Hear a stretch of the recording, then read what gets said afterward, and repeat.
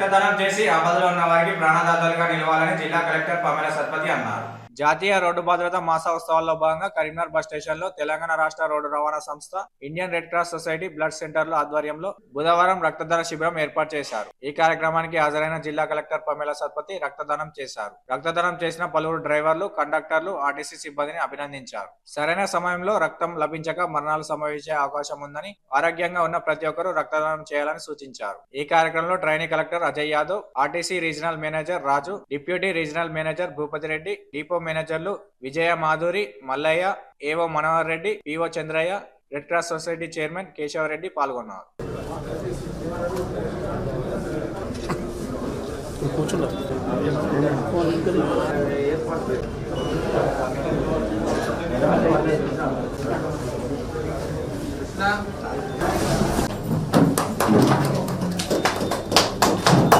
Bhupathi